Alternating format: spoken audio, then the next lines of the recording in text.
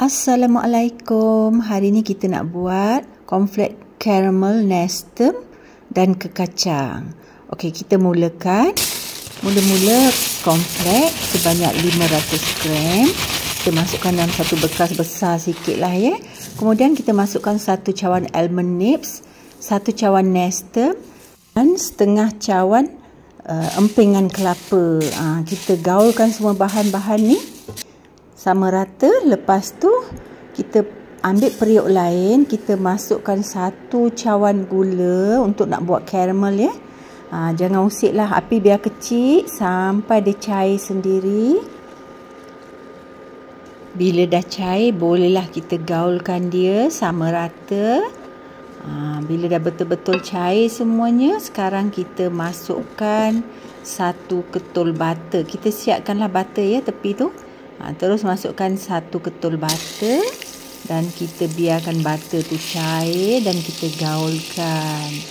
Proses ni berhati-hatilah sebab ada yang tak dapat buat kan, dia akan jadi bergumpal. Jangan risau kalau gula tu tadi yang caramel tu dah bergumpal-gumpal, biarkan dia masak sahaja dengan api yang kecil.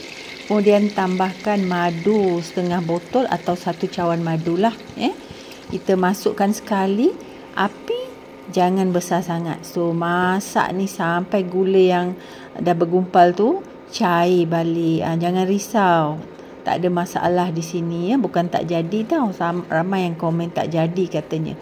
So dia akan berbuih macam ni. Masak sampai dia betul-betul dah cair semua gula dia. Masak sampai pekat sikit. Dah pekat nanti macam ni, dah pekat, dah tak berbuih lagi, bolehlah kita matikan api.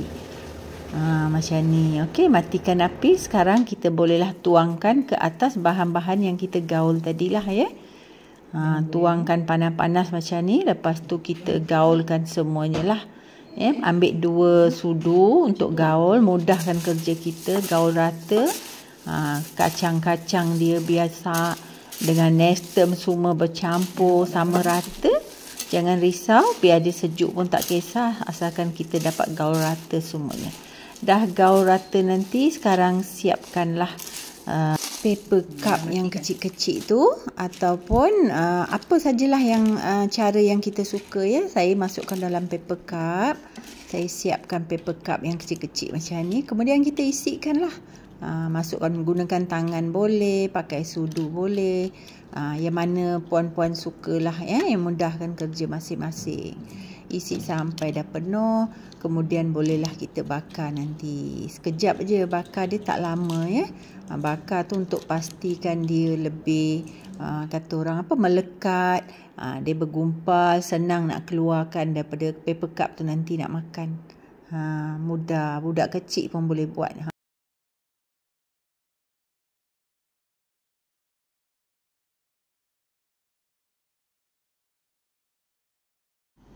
Dah siap semuanya. Sekarang kita panaskan oven kita dalam 160 darjah atau 170 lah. Terserah pada oven masing-masing. Kita hanya nak panaskan dalam, kita bakar dalam 3 minit ke 4 minit lah.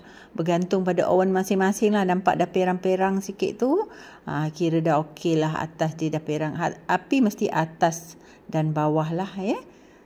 Bila dah nampak perang-perang sikit tu, tutupkan api lah ya, dan keluarkan, sejukkan, dan bolehlah kita simpan dalam bekas kedap udara.